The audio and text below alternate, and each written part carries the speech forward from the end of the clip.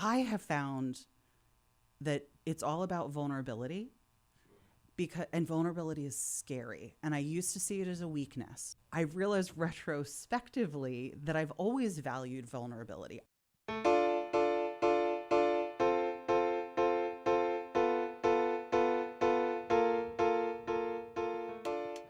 Hey fam, welcome to Uncommon Good. This is the podcast where we talk with ordinary people doing uncommon good in service of our common humanity. I'm your host, Paulie Reese. Y'all, fam, so excited to be with you today. This is the premiere of the first ever full-length audio episode. Yay! My guest, you heard her a little bit, that's Michelle Ottey. Michelle is the Managing Director of Cambridge Innovation Center Philadelphia. That's CIC Philly, to those of y'all in the know. They are part of the global network of Cambridge Innovation Center, a co-working space. Here in Philly, we record a lot of our live episodes from the Brigantine podcast studio, also on the property. They also have an incredible amount of lab space. I wish I knew something about science enough to know how important that is, but I just trust from the life-saving work that they do that they got this. Michelle and I, oh wow, that conversation, talking about growing up as a young woman in Philly, talking about navigating queer identity, talking about the world of work. Y'all, before she got to CIC Philly, she was the director of Fairfax Cryobank. Fairfax Cryobank, that's incredible. Please enjoy my conversation with Michelle. We were talking about this before we turned the mics on, but breakfast. Okay. I personally love a good breakfast. I'm a coffee person. Okay. How do you take coffee? I do. I never used to. And then once I got into my postdoc at Penn, I started caffeinating probably too much and have developed quite a love of fancy coffee. Ooh. What is your Starbucks order? Cold brew. Cold brew. Okay. Yeah. What's the cream level, the cream and sugar level? Yeah, so not so much with the sugar. I definitely like a little bit of sweetness, a natural sugar, so maybe a simple syrup, sometimes vanilla. And I have taken to oat milk recently. But that is, and I'll drink cold brew all year. I don't care if it's 30 degrees or 80 degrees, I'll do cold brew. But then I do really love a perfect cappuccino.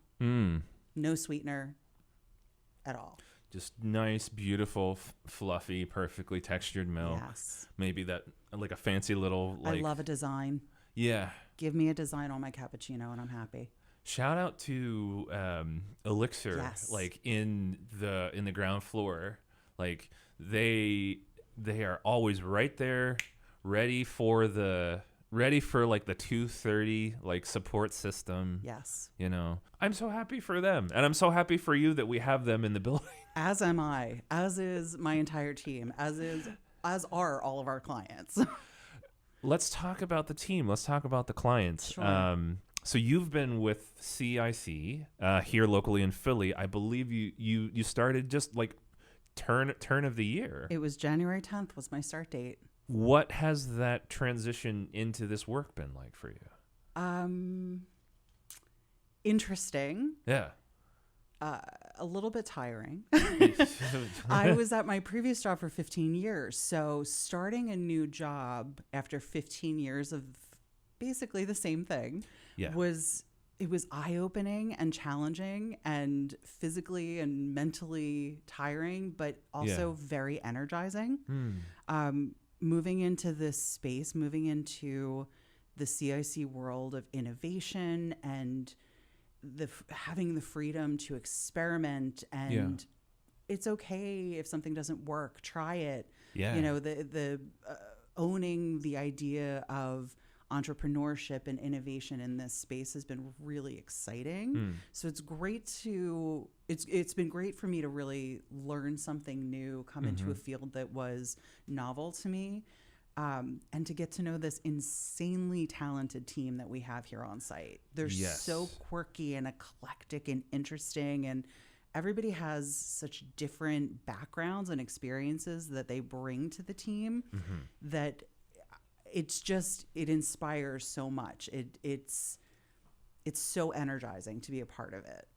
Ooh, it's nice when there's energy that you can receive from places where you work, from places where you live and move, as opposed to needing to add to it. Yes. Needing to provide that energy. Right? Yeah. Is there anything that, when you think about the transition from Fairfax Cryobank into CIC, are there anything that you notice that feels like very familiar, like things that are more or less similar or the same? I was in a leadership role there. Yeah. I'm in a leadership role here. And Yeah. so with that comes a lot of the same feelings of responsibility, but my approach is slightly different, and I have more freedom to do things differently. Sure. Since I've joined CIC. I wasn't top dog at Fairfax. I was the lab director and director of operations for the cryobank, and I loved it. Clearly, I loved it. I stayed for 15 years. It was incredibly rewarding work. But coming in and being the managing director of the site, I've been able to really tweak my leadership style, learn more about myself and how I can incorporate some of my more natural and intuitive sort of servant leadership aspirations to my day-to-day. Whereas having been in a role for 15 years, you sort of fall into a routine. And I think the reset for me was really important. It came at the perfect time in my life.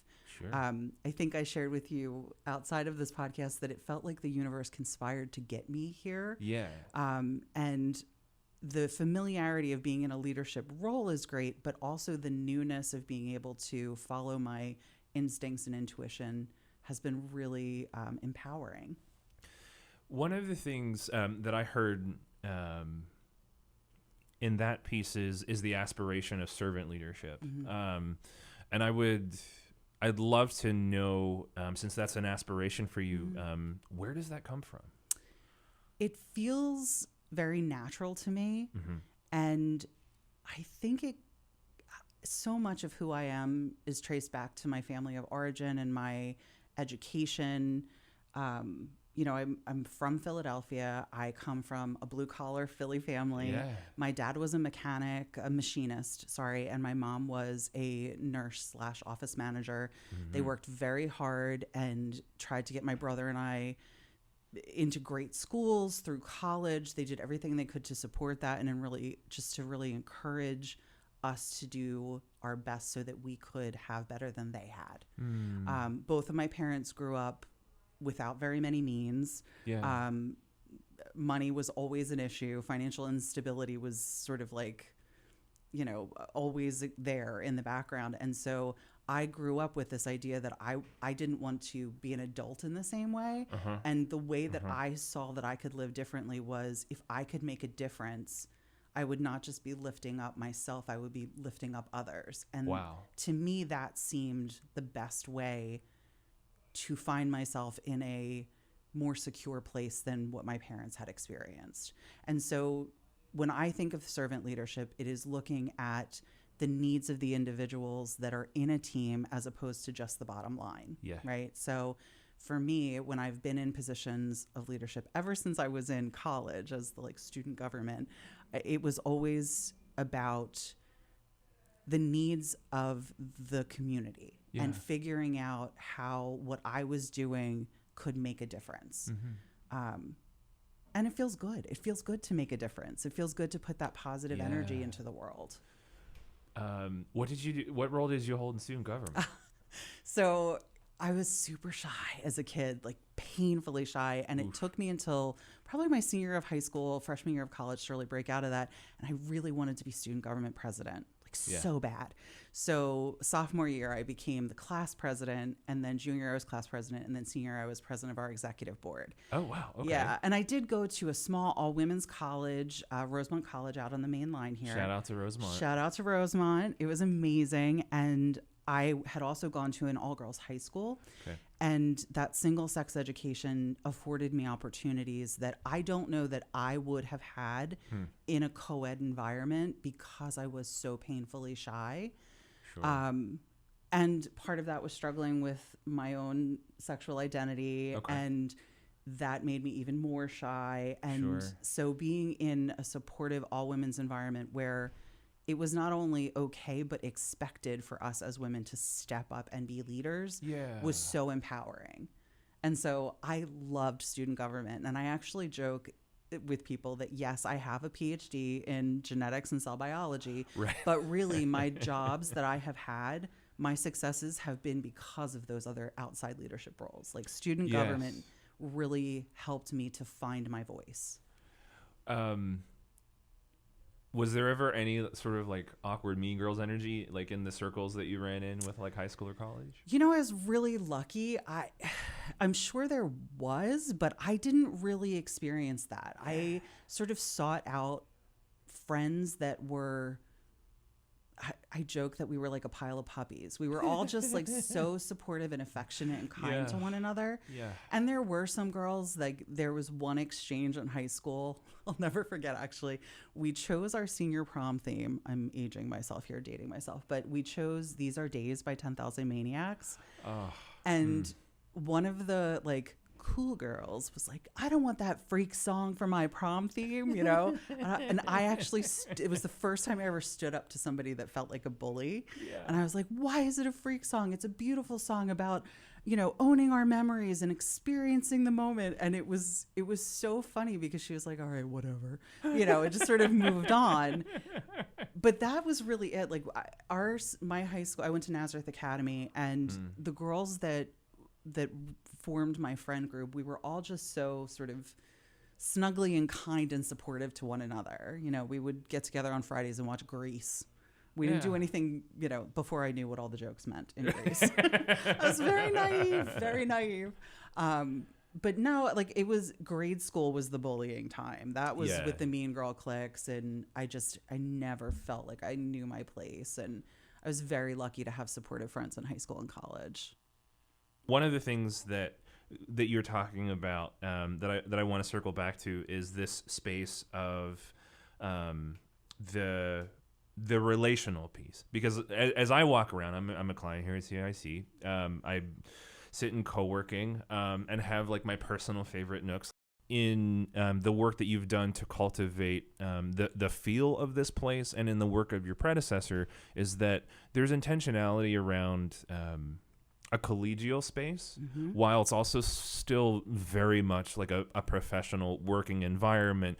Exchanges of value are happening like every day. I feel like that must be like a difficult line to sort of like draw, negotiate, and discern. That's an interesting perspective. I will share that when I was interviewing for this job, the first time I came on site, I was in awe. This is not like any other workspace I've ever seen. Yeah. And with my lab background in my postdoc, I wasn't a sub basement.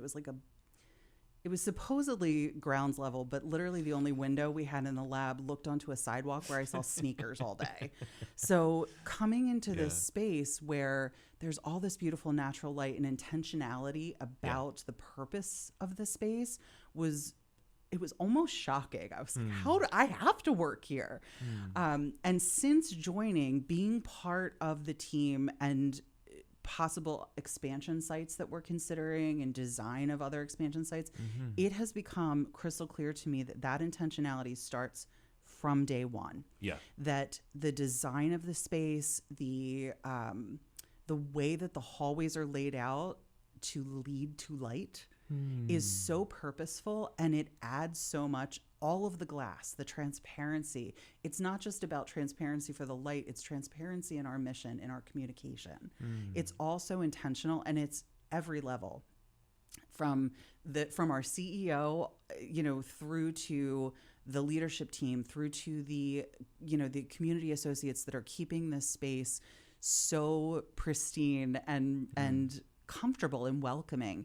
And it is interesting because you want people to be comfortable, but it is a professional environment. Yeah. And so I have found that people in the space have been very respectful of it. Every once in a while, something will come up where it's like, we are dancing that fine line, but let's have a conversation about it. And in the 7+ months that I've been here, it has been about the communication. So if there is something that's unclear, if there is something that is dancing that line and we're not sure if it's, a little too cash versus too stuffy, it's about communication. It's about talking about purpose and intention and why somebody is doing what they're doing and why our expectation is what it is. So transparency and communication, that's my big shout out. Respectful, kind communication. I want to circle around to a detail that you mentioned as we were talking about the podcast today. Okay. And you mentioned that you have this beautiful Lisa Frank journal, which for me was like being like the queer kid like that I was always like the holy grail that one in a male body was never allowed to have. Yeah. Can you tell me the story of the journal? Sure. So clearly, when I was very young, my mom saw in me some things that she saw in herself. Like my mom used to write poetry, and after she passed, I actually found a poem that she had written behind a photo. And I don't even know who it's about. It's a little mystery, but it's beautiful. And she had this light about her early in her life, and she saw that in me. And so she bought me this Lisa Frank carousel horse notebook that I turned into a journal. Awesome. And I used to write little passages. I was, I think, about 7 or 8 when she first gave it to me. And as a kid, I loved all the music that my dad loved. So my dad was a huge Beatles fan and a John Lennon fan and Paul McCartney, all of them. And the Imagine album was, I stole his tape. And I would listen to it over and over again. And even as an 8-year-old, I felt so passionate about equity. I didn't understand bullying. It hurt me to see other people get hurt. I was a very sensitive kid, and I would listen to Imagine, and I would just, it bewildered me. Like, why couldn't we all live this way? Yeah. And so I had written this little passage of like, John Lennon was right. Imagine is so beautiful. Why does there have to be war? Why are people mean? And I can see myself in my little like Peter Pan collar shirt with the ribbon bow. And I like ran down to my mom who was vacuuming. I can picture the brown vacuum cleaner and the green rug. Yeah. Very early 80s. Yeah. And I was like, Mom, you have to read this. And she just, it was this moment between us. Oh, I'm getting emotional. My mom passed a couple of years ago, so I'm just a little emotional about it. But it was this beautiful moment where I felt seen by her, and I think she felt seen by me as a kid.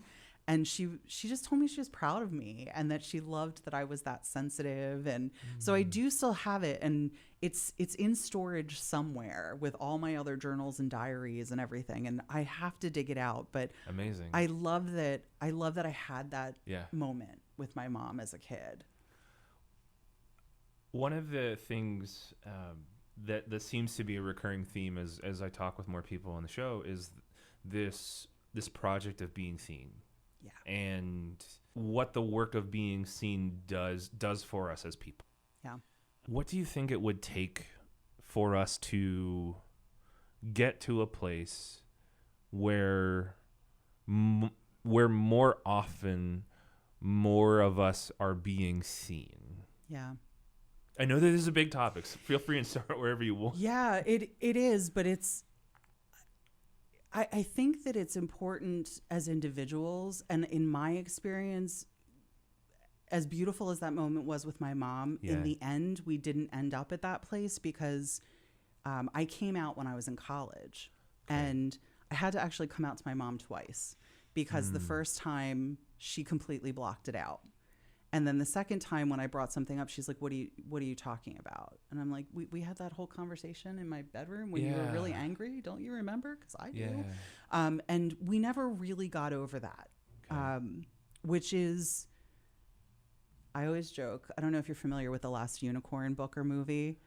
No, it's my birthday movie. I always watch it on my birthday, but it's a cartoon. America did the soundtrack, but in it, it's about this woman, this unicorn who like transfigures into a woman and then has to rescue all the other unicorns. But in it, she says, unicorns don't have regret. And I always joke that I'm a unicorn because I try not to regret. Yeah. But if I have a regret, it's that my mom and I didn't find that peace before she passed.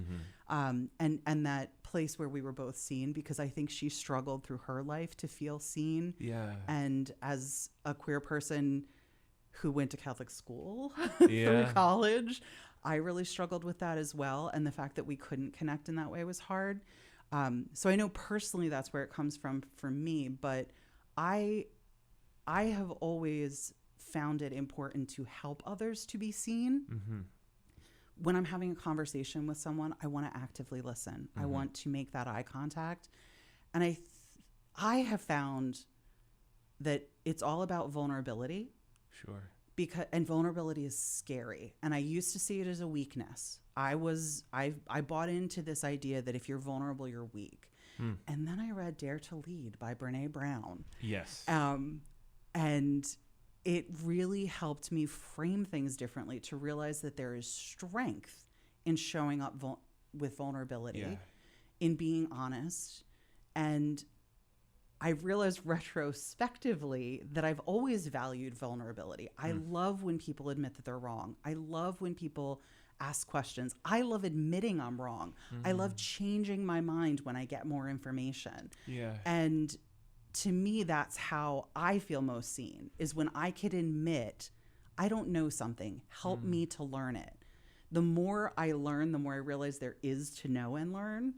And I'm not shy about admitting a mistake, admitting I'm wrong, because there's power in that. It's giving another person the opportunity to show up. It's giving another person the opportunity to teach, which is another part of being seen, I think. You named it, that by and large, that vulnerability is seen as a weakness rather than as an asset to living. Why do you think that is? Traditional gender roles. I think it's a big part of it. I think, myself growing up, my dad was a Vietnam vet. He was very much therapy's crap. Mental health is nothing. And I was like, really? Really, sir? Is that why there's PTSD issues and alcoholism? Maybe mental health care would have helped all of that, and you would have been able to live a fuller life. Unfortunately, my father passed right in the middle of the beginning of the pandemic. And he struggled with addiction his whole life. And it was very much that traditional male machismo sort of, I'm not going to show weakness. I'm not going to admit that I need, because there's so much fear that can come with need, because you're so vulnerable when you admit something you need. What if that need isn't fulfilled, And I think a lot of it, in my experience, has come from these, quote unquote, gender norms or gender expectations. And it is so empowering to see and be a part of breaking those stereotypes and those expectations. What does it mean to be a leader? You don't have to be cutthroat and vicious to be a good leader. You don't have to be masculine or have that machismo to be an effective leader. You can be kind and supportive and lift others up, and I've always struggled with male-female roles. I've never loved that. I've never bought into that in a very traditional way. Made sense when I came out why I didn't like it. But even in the workplace, I just, the assumption of what somebody who identifies with a more masculine energy or being, that they're better suited for a role than somebody with a more feminine energy or identity. It never made sense to me. And I think a lot of things that are assigned as female values or qualities, like vulnerability, supportiveness, kindness, loving, all of those things, that's powerful to me. And the narrative that because they're female or feminine means they're weaker, I just don't buy it. One of the things I think that I'm noticing is that there is an assumed polarization, that there is that there is strength and vulnerability. Mm-hmm. What do you think would happen, like, if we allowed ourselves to just have, like, the tiny little bit of vulnerability around some of these assumed polarities that sort of govern the way that we do things? Yeah. Bottom line, I think if we do away with this binary, polarizing way of thinking, or can shift away from it, it's only going to add value. You know, when there are diverse voices in a room, you have different perspectives. It adds value.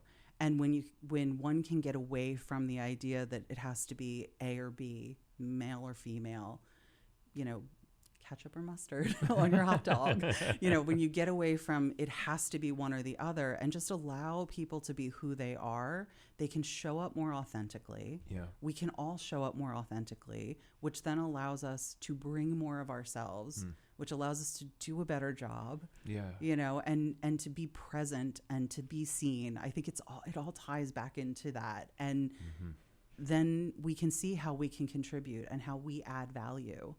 And then also, what do we owe to each other? What can I do for you? What can you do for me? How can we make our time together valuable and enjoyable? Yeah. There's been a lot of shift to, like, how we work, how we need to work.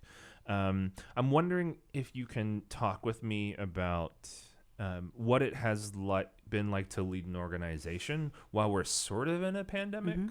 But while we are in a pandemic, we're sort of under significant business impact considerations. Yes. But also sort of not, and trying to transition away from impact of daily life. Yeah, it's been really interesting, especially in this space, because we do everything here at CIC in Philly. We do everything from the co-working space to private offices to conference rooms to labs, both shared and private.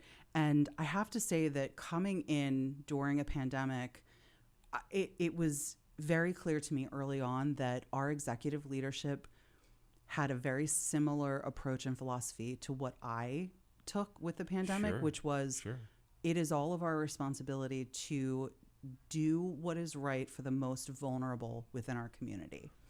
And that meant the world to me. I am somebody that has a chronic condition and am on immunosuppressive medication, and so am higher risk for significant effects of COVID. And so coming into an organization where the executive leadership all the way through to the on the ground staff had the same approach of, we're going to mask, we're going to do testing, we're going to require vaccinations, we're going to have a system to check in and make sure that everybody coming into our space was being as safe as possible.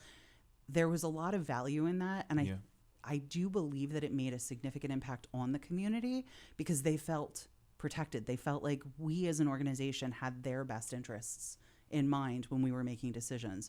I had some lovely emails from clients throughout the last 7 months when we've tweaked or changed our policies, thanking us for being so thoughtful. And for example, we have aligned with the city of Philadelphia when it comes to the mask requirements, in terms of, like, when there's a higher hospitalization and death rate, we move to requiring masks. When the rates drop to a certain metric, we, drop the mask requirement. But in all the communications, I was very careful to say masks are optional. Please be respectful of those choosing to mask. And I think, being in this space where, as a business, we're renting space for people to work. And in the midst of the pandemic, yes, co-working client numbers dropped, private office clients dropped, unless it was a small office where people had distance.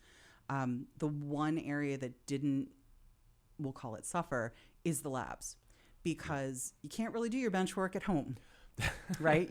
Or you don't want to. You don't want to, if you're doing bacteriology, you don't want to invite that into your house. If you're doing cell culture, you can't really have cell lines living in your house. Let's just do like a massive, like trading spaces thing, but instead of making over our living room into an update, we'll turn it into a clean room. Absolutely. I would be there for that. I'm down. Yeah. But the labs never, some of the labs, I know in my previous role, we went to skeleton staffing, where it was just enough people to do the basic operations. Yeah. But as we've moved through the pandemic, as more people are vaccinated, as more people have developed immunity, and we can be safer, we are seeing people coming back into the co-working space, back into the offices. The labs are, hopping. But we're doing it safely. And there is synergy and in the dynamic of being one-on-one or being in a group meeting in person. There is energy that we share that way. But I don't want to devalue the importance of hybrid, meaning Zoom or whatever platform, Google Meet or, I don't know what other platforms there are, to do hybrid events and meetings because, number one, it's accessible. Right.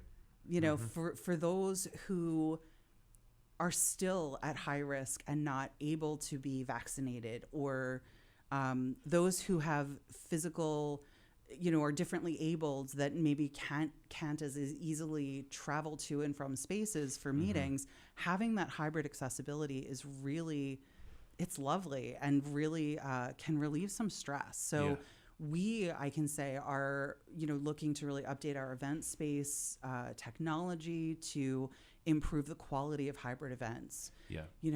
Working to keep some hybrid meetings or hybrid accessibility. And I've really appreciated that some of the organizations that we're a part of, like the Chamber of Commerce or, Life Sciences PA, they have done these hybrid events where it's in person, but you can also stream. And there's real value to that. Based on both physical accessibility, but also socioeconomic accessibility.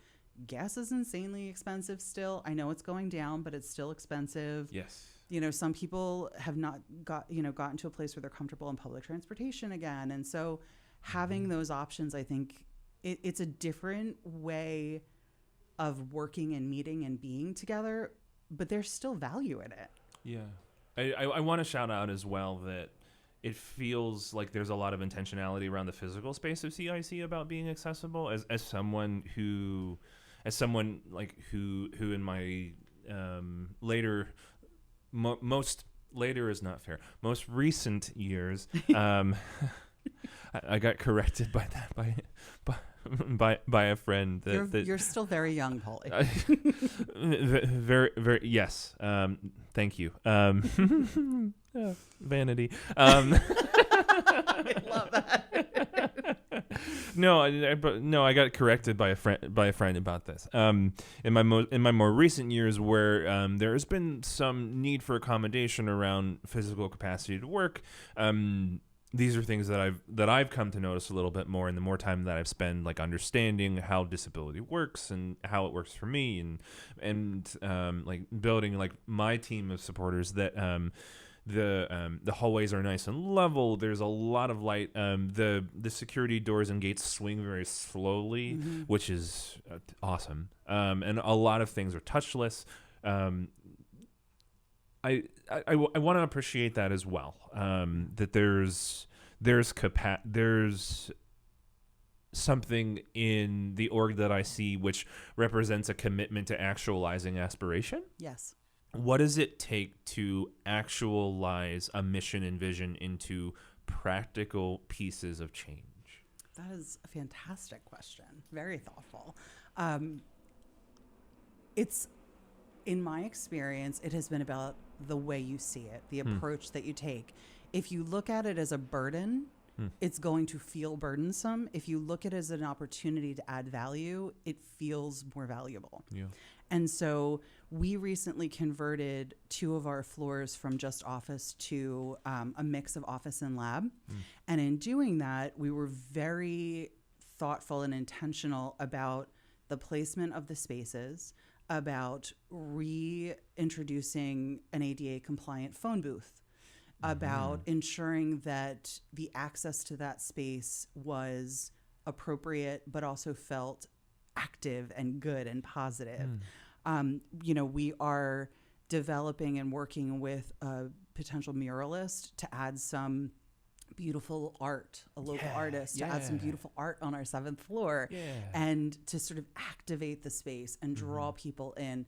The company at large is incredibly intentional about activation of space and feeling intentional. And so in managing the local site, our director of ops, Anna, is so thoughtful about how the space is used currently, and if there are other asks, if there are other ways that we can do it to make it even more accessible, or activate it in a different way that will add value. We all have, as a leadership team, and actually our entire team, are so conscious and conscientious about the client's needs, but also our experience in the space. You know, for example, we relaunched our wellness room. And it's this beautiful space on our 5th floor that you can dim the lights. It has soft seating. It has some more structured seating. Huge space. There's yoga mats. You can meditate. There are poofs to sit on. We've introduced massages for the staff, and we'll be introducing them for clients as an option that clients can work with these amazing masseuses that we have been working with. I look forward to it. Oh, seriously. Mama Paula is amazing. Can't wait. She's the most incredible hands, and she's so intuitive. Amazing. As is Angela, the other masseuse that we have on staff or contracted with as well. But with that wellness room, that feature, I think for the entire time that I had started, it was closed because of COVID. And so being able to reintroduce that and make sure that it is accessible, that, you know, the space is flexible is really important. And I've noticed that, like, coming into our space, a lot of our spaces have a purpose, but they're also flexible. And there's something really beautiful about that, and very human, I think, about that, because like this podcast room, yes, we're using it for a podcast room, but maybe somebody else has another idea and can use it for something else. You know, the wellness room is meant for massages, also meditations, or honestly, just, you know, I go in to take a break, shut out the world for 5 minutes and have a moment of quiet. People use it for prayer. It's, you know, the flexibility and adaptability of some of the spaces is really cool. The 6th floor kitchen, which is everyone's favorite because it's so beautiful. Great views of the city, incredible soft seating. The plants are gorgeous. There's tomato plants growing.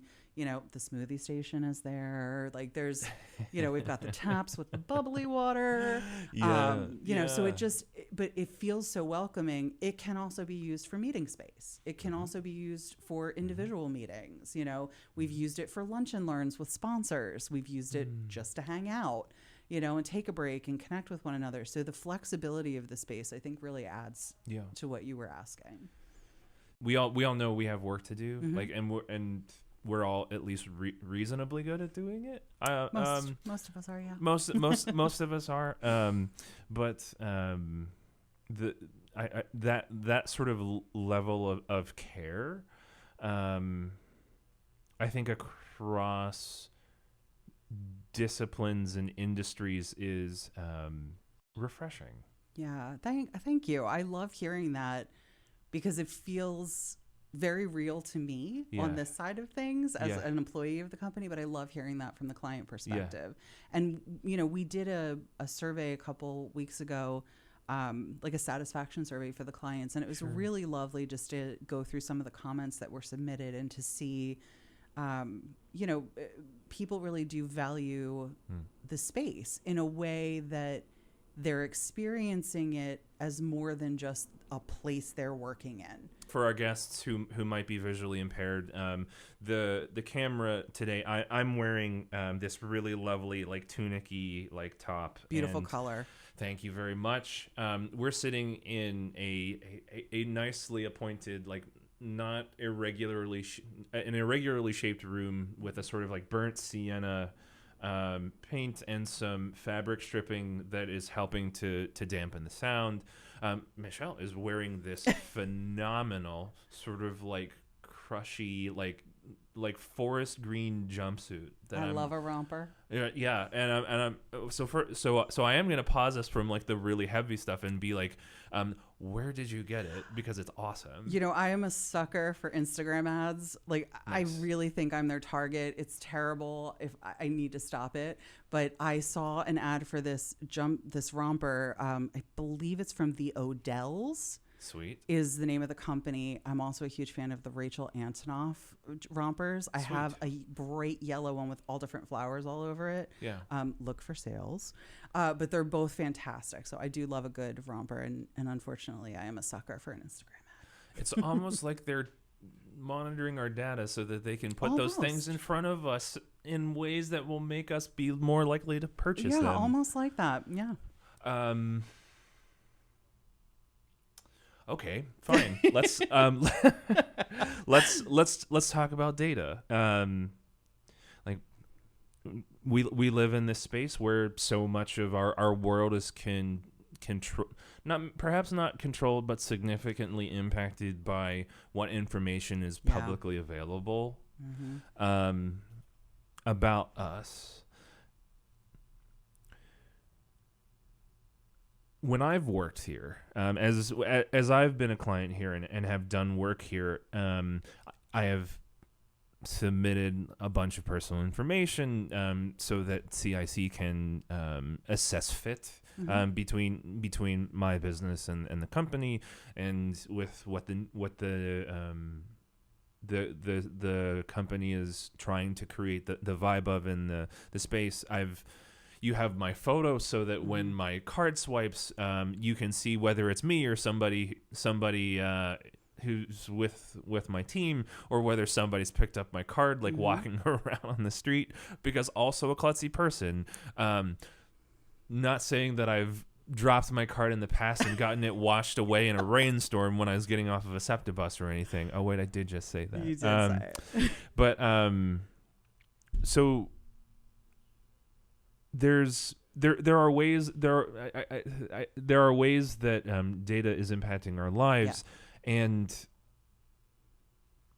I guess I want to have. I wasn't expecting to have this conversation, but I'd love to get your take on how we do that in a way that is generative, life-giving, and not deconstructive, unhelpfully deconstructive. Yeah, this is actually a great conversation, I think, and really relevant to what we do here at CIC, because there is a lot of data that we collect, and there's lots of privacy and like redundancy in our privacy and permissions, so that only the appropriate people have access to the information.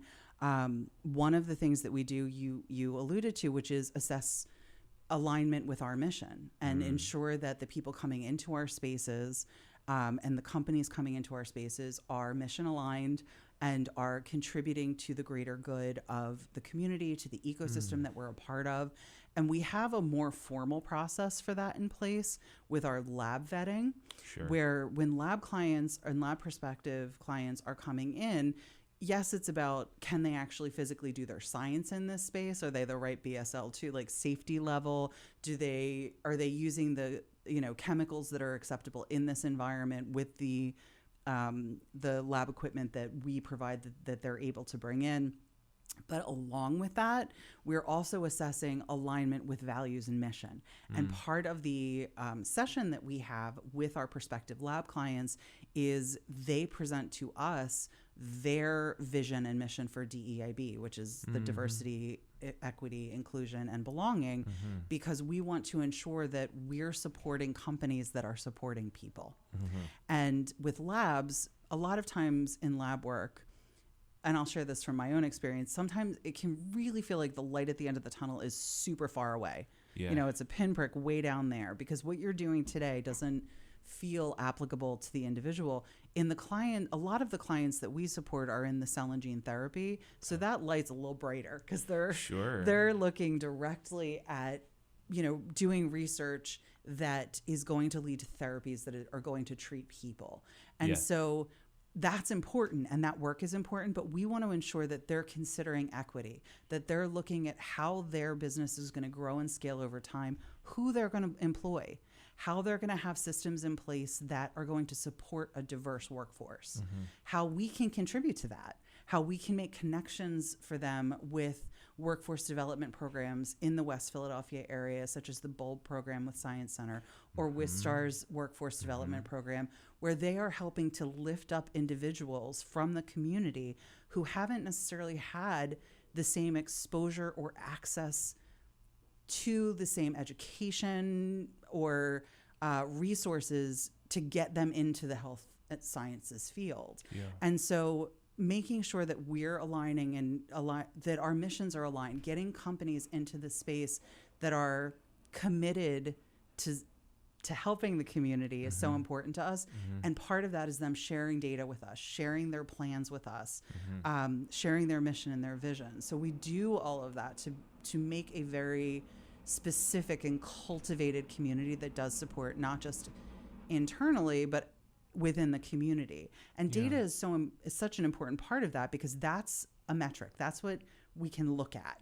You know, you can talk all day about wanting to be an inclusive company, but at the end of the day, if you have, 75% white males, 25% white females, that is not representative of a diverse workforce. Yeah. That is, that, you want to see cultural, ethnic, identity diversity in there. Yeah. And so having those metrics, seeing that data is really important. It's also really helpful to have data on what the current companies are able to achieve, what kind of venture capital, they're being awarded, what type of grants are they being awarded. That data is also important because it contributes to the overall value of the space and the community. One of the things about data that I'm really fascinated about is the process of converting data and metrics into a story that the average consumer of information can relate to. I think one of the pain points about this neighborhood is that there is an enduring legacy of resettlement and population shift, urban renewal and gentrification, redlining in a whole long history where people are still smarting. Some of that displacement continues in our backyard. We're taping at a time where the Black Bottom community has a little under a month to relocate after a lot of long-fought litigation and demonstrations and protests legitimately right outside of our window. Yes. How do you make data speak in a way that people can understand it? Yeah. As a company, CIC is working to support people within the community by choosing to use vendors that are from the neighborhood. And so having successful metrics, or having metrics that support the idea that utilizing local businesses, Black and brown owners, women-owned businesses, having those metrics, it helps us to communicate that to other companies, to communicate that to our partners, to say, look, we've partnered with this local business, and here's our satisfaction score from the clients that attended such and such an event. And here are the numbers that we were able to draw with this event that utilized, these local vendors. Yeah. That's been really helpful for us to be able to say, like, we're not just doing this because we think it's the right thing to do. We're also doing it from a business perspective. It is positive. It is success. To be able to then support individual entrepreneurs in the neighborhood it feels great. It looks good, but it also leads to success because we've developed relationships, and they then have led us to other vendors and led us to others who will come into events and connect. And, it's all about those connections and using the data to support the value of what we're trying to implement is a way that it communicates well in business, right? Yeah. Like saying it was a great event Awesome. Quantify it. What does that mean? Tell me. And I'm a data person. I'm a scientist. Yeah. So I want to know how many people attended. What was the satisfaction score? Yeah. You know, if there were comments or suggestions or constructive feedback, what was it? How can we change it? You know, and being able to communicate that to partners and getting that kind of data from partners and from other companies, it helps to inform us who we're going to go to next. So there's a real intentionality about the data that we try to collect around supporting the community. You know, and also in our social impact work that we're doing with our social impact cohort, you know, considering individuals and individual companies that are coming into the space that can then lead to additional connections to grow that work. And I just keep coming back to the idea that, yes, we are a business. Yeah. Yes, there is a P&L statement. We have to, you know, meet our benchmarks and our growth. Lights have to stay on. Exactly. We have to be able to pay our staff and buy all these yummy snacks that are in our kitchens, you know. Respect on that. Yes. Like, yeah, respect. Yeah. How much do people love the new cold brew and animal crackers? It's like, it's crazy. I didn't know that many people loved animal crackers. And now I'm just singing Shirley Temple all the time. But, you know, being able to, oh, I just got derailed by Shirley Temple. How often does one say that? That's what it was. The drink or the child actress? The child actress. Okay. I love the Shirley Temple black drink where you add a little vodka. That's just a personal preference. I love a good cocktail. That is not my, but just in case circle back to that I was going to later, say, if anybody's wondering, I will talk about my favorite cocktails. But it, you know, the bottom line is important, and we are a business, but the revenue and an increased profit margin allows us to do more social impact work. So being able to look at the data and say, okay, here's our forecast. If we're X% over our forecast, that means we can add X% growth to our social impact give back. So I think data just supports it all. Well, I mean, we touched on it already, so I would love to talk about cocktails. Me too. I'm a bit of a brown liquors kind of gal myself. Okay. What are you drinking lately? So I would say my signature is a perfect gin martini. Oof. I prefer Hendrick's. Okay. 2 olives, extra cold. Shake it up with that ice for a little bit extra for me because I like it real cold. Okay. And I like it real smooth. I have, in the past 2 years, started enjoying brown liquors. And I love a classic old fashioned. I don't want any of the fancy, like I don't need... Don't put lavender in it. Don't try and give me rosemary. A classic old-fashioned with a Luxardo cherry. Yeah, yeah. Right? Are you an old-fashioned? I do enjoy them. What do I drink at home? Usually it's a Boulevardier, like a Negroni, but with bourbon or rye instead. Nice. Like a friend, what got me interested in bourbon? It's always a friend. It's always a friend, Polly. It's always a friend. I'll circle back to gin though. I hope that you have you spent much time in England? Not so much, but I did do a gin distillery tasting in Holyrood at the Holyrood Distillery in Edinburgh. Amazing. It was a magical experience, and I was very happy.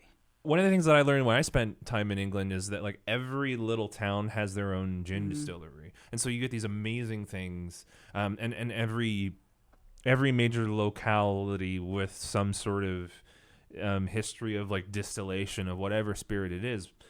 England, it's gin. Here, it's bourbon. South of the border, it's tequila and mezcal. There are just so many beautiful things that you don't get exported because the licensing fees are just far too much, and the tariffs. Yeah. I hope so. Who knows? Maybe there will be like a Manchester office of CIC where when you're ready for more gin, you can go and be a culture carrier in that office. Absolutely. And I am willing to move to Edinburgh, and I would love to be able to get Holyrood's gin. The Old Tam is my favorite of theirs, which is shocking to me because I tend to like things that are a little lighter and like citrusier, and that one's like that's a gin. Like you feel it when you drink it, you know, and I loved it. And I'm a little bit of a super sniffer. So I loved part of their tour was it was like a quiz. And it was identifying scents. Like you would smell a beaker. This totally appealed to the science nerd in me. You would smell a little beaker or something, and then you would have to choose what you thought the scent was. And I was so angry because I'm incredibly competitive. If you've played Catan with me, you know this. Shout out to my wife and brother. I got one wrong on the scent quiz, and it was only because I didn't know the words that they were using were different than the American version of the words. And I was like, I would have gotten that. I was so competitive. But I like you, a friend introduced my wife and I to bourbon, and the first time I ever drank it was in he had made these for brunch. It was bourbon and butterscotch. What is it called? Like the butterscotch liqueur with orange juice, which he said it to me and I was like, ooh, I don't know. And then I tasted it. I was like, may I have another? Like it was so lovely. And that sort of brought my wife and I into the bourbon fold. And also brunch. And well, no, I've always been a brunch person. And right before the pandemic, my birthday's in December. Nice. So my wife had gotten me a Prohibition era cocktail making class. Sweet. Which was so cool and got me into Sazeracs, which is another, I think it's rye. Yep. The little absinthe. Yep. And then she got me like all of the ingredients to make these things. It was such a cool class. We did like a blackberry smash with the bourbon and the Sazerac and the Jack Rose, I think it's called, is the other one. All of those. And I was like, it really got me into cocktails, which I'd always just been like, all right, I'll have some wine. Yeah. But I love the science of the cocktails. The mixology of it all is really appealing to me. Balancing the different flavors and the different ways that flavors impact like the palate and the aromatics. New Orleans, best adult long weekend vacation that I've ever taken. Okay. So if you ever need like a weekend away, we'll come back to brunch because brunch is always a great thing. But I would love to know a little bit more about where the love of science comes from. I will always talk about science forever and ever and ever. And there are times where my wife will ask me a question like, why do we need to go into the sun for vitamin D? And she really just wants a quick, dirty answer. Like, it helps our body to synthesize it, and I break it down, and I can see her eyes glazing over. God bless her. You're that friend. Yes, I am that friend. I'm basically Ross from Friends when he just bores everybody about dinosaurs.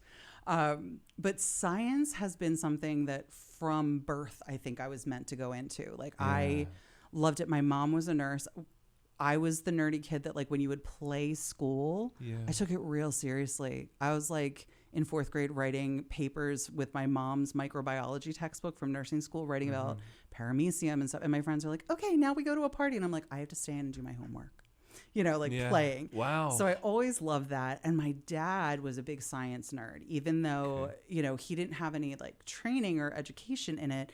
We would sit down and we would watch things like there was this old physics professor, Julius Sumner Miller, who used to do snippets and a show on PBS. And he would just do these crazy physics experiments. And he was so passionate. Like he would like scream and yell.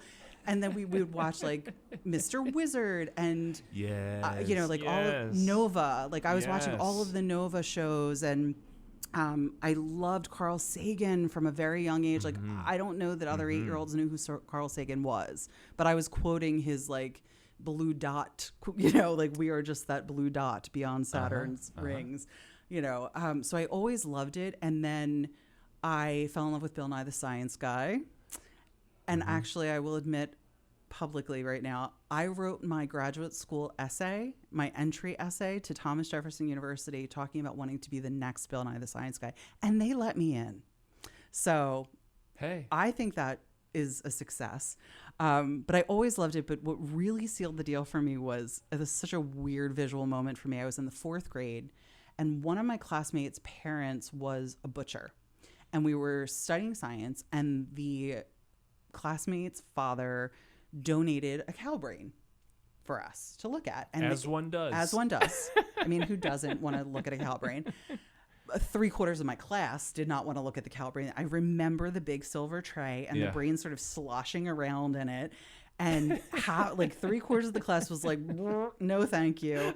And then like the rest of us were just sort of like gathered around, and I'm the one there with my finger, like, can I touch it? Can I take it apart and see how it works? And it made it very clear to me that I wanted to understand why things were the way they were, how they worked. I had a great science teacher in 6th grade. I loved biology. When I was in high school, I mentioned I went to Nazareth Academy. Yeah. I was very torn between science and art. I loved to draw. I was always encouraged to draw. Along with all the science, my parents would get me art supplies and encouraged me to draw and let me do, as much as we watched Nova and everything, I also watched Bob Ross and Bill Alexander on PBS. We were a big PBS family in my house. Nice.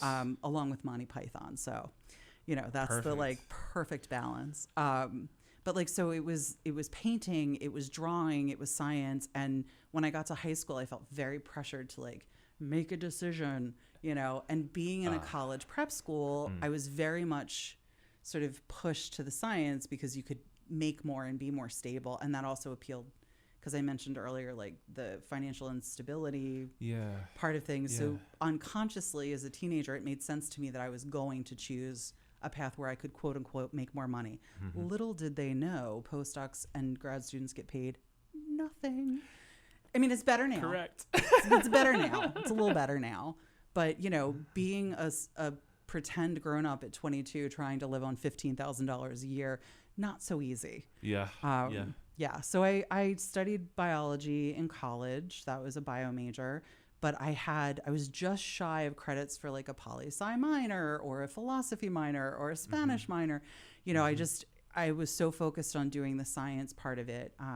And then in college, I had a molecular biology class my junior year, and it was like love. I felt it on a cellular level. I'm like, this genetics, molecular genetics, that's where my heart lives. Like that makes sense to me. But I didn't like research.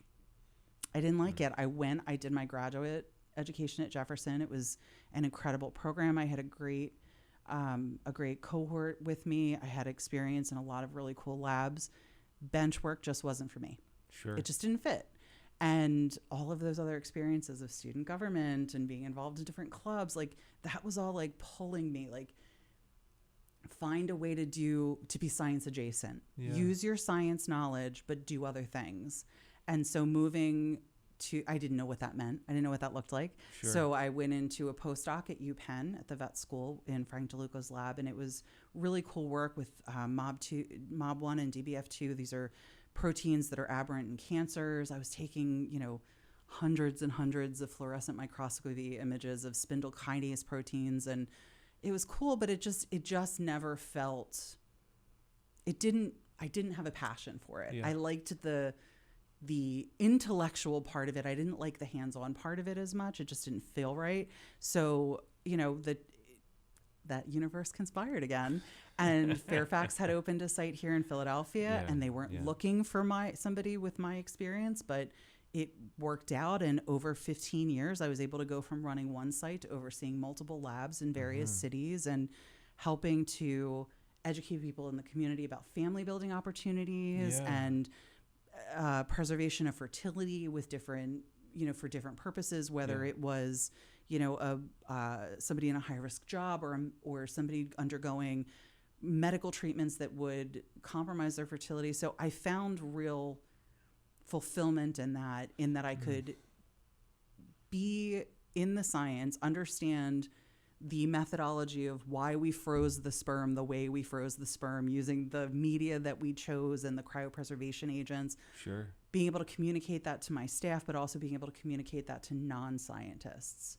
And I always loved that part of it. I love sort of bringing people in and trying to inspire them. Yeah. And I do think my wife would be more inspired about science if I didn't talk about it all the time. That was a really long answer. No, but it was a great answer. The comes from the fact that my experience of science is reasonably limited. I know just enough of the physics of acoustics and sound to be able to do my job properly, like as like an audio professional. But and also having failed the AP chemistry exam, like being really fascinated with stoichiometry and acid-base titrations, but having none of the skill to be able to replicate it in a testing environment. But at any rate, by the way, stoichiometry is one of my favorite words. It's such a great word. Isn't it delightful to say? It just sounds. I love the way it sounds. Yeah. I grew up in the mid-state in bustling college town of Shippensburg, Pennsylvania, a population of somewhere around 25 grand at the time. And the chemistry teacher, Mr. Holtree, said that stoichiometry is the heart of the work, about like understanding how different elements, properties, molecules, all of which I understand are words that have specific meanings, which I just butchered. Thank you, Dunning-Kruger. Like the way that they interact with each other and impact each other is the heart of the heart it's of about chemistry. Relationships. There we go. And now we're full circle. Here you can just have my job for the next 10 episodes. Like if you want to spend like hours in the editing bay. No, thank you. I appreciate the offer though. So you touched on the piece of inspiration, and I think that piece is particularly important. As we're thinking about the world that we live and move in, the world regardless of where you live or what ideology you hold dear, there are very few people that I know across the world that seem to have the sense that the world is going in a way that is the right way it should be going. So what other sorts of things, people, places, and ideas give you inspiration and help lift you up, like when morale is low? Yeah. Travel. Travel, as you know, growing up, we were not a family that, one, had means, but also two, had the motivation for vacation or travel. Sure. As much as my mom talked about it, and my dad had traveled after his time in Vietnam, he had been to Australia, had been to Germany, you know, for his R&R, and afterwards he stayed over there a little bit. It never translated to us as a family. So one of the things that I was exposed to when I went to high school with a very different type of socioeconomic population than where I came from was this idea of travel. And so my senior year in high school, as a graduation gift, my parents and I split the cost of a post-graduation trip with a group of girls from high school. It was also chaperoned by our dean of students, Sister Del Rita, and a couple of the other teachers. So no shenanigans, basically, is what I'm saying. Sure. It was a bus tour of England, Ireland, and Wales. So the first time I ever got on an airplane, I flew from Philadelphia to Heathrow. Or Newark to Heathrow. Sure. Funnily enough, my boyfriend at the time gave me a letter in which he told me he loved me, that I opened on the plane. It was a moment. It was like, moment. I am winning at heterosexuality. Yeah. And then I quickly lost very soon after. But the going on that trip, and even though it was like a rush and bustle of like being on the coach, going from city to city and seeing stuff, I saw things that were so different than my experience. And it made such an impact on me that it inspired me so much that I spent the next 10 years of my life trying to work to a place where I could afford to do that kind of travel. Yeah. And thankfully, I choose to love somebody who values something very similar. And we choose to invest in experience over stuff. I mean, I do love stuff. I love a good romper, you know. But I also really value experience. And so we have traveled to Edinburgh together. We've gone to Spain. Amazing. I never wanted to go to France. She always wanted to go. For our 10-year anniversary, we went and spent 10 days in France. And it was, in Paris specifically, life-altering. Just seeing how different, we're going to Italy. We've been to Curacao, like different places, gone to Mexico. And I like to experience the local culture, not just the tourist experience. Yeah. We had adults in our lives in our early 20s, Doug and Linda, who Doug has since passed, but we joke now that they taught us how to be grown-ups. Like, we ate at fancy restaurants with them. We traveled with them. And Doug and Linda would always say, be a traveler, not a tourist. And that made such an impact on us that we think of that every time we travel. Yeah. And I like to see, like, when we went to Mexico, we didn't just go to the resort. Like, we saw the local experience. We ate the local food. We saw how the locals lived. Yeah. It opens doors. It changes your mind. It gives you more compassion and empathy. And it helps you see that there's not one right way to do something. Yeah. And so that's where I draw inspiration. I get it from travel, which to me is about food, people, and art. Maybe not in that order. Maybe in that order. But, you know, experiencing things that are outside of my norm helps me to grow. And that's all I want to do. I'm a work in progress. We're all works in progress. And I just want to keep bettering myself so that I can give more and help others to realize their potential. And also locally, good brunch and coffee. Yes. Yeah. I love a good brunch. Yeah. Love a good brunch. Favorite spot here in Philly? It used to be Canella.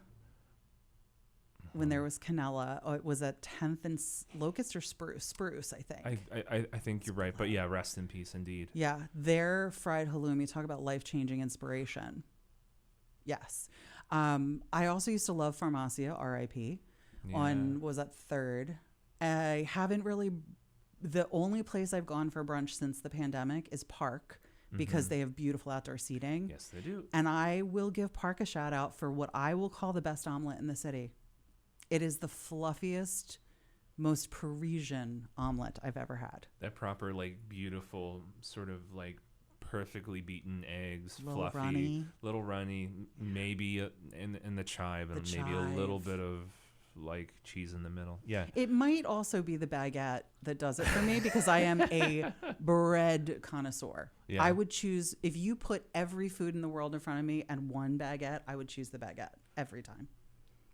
Okay. Just, I mean, these are really important insights that I have. And now I'm thinking about bread. I know. I'm thinking about and thinking about all the poor sourdough starters that suddenly found themselves at the bottom of a bin post lockdown. Yeah. I appreciate so much the time that you've brought to us. I know that you talked me through your schedule, and I was like, whoa.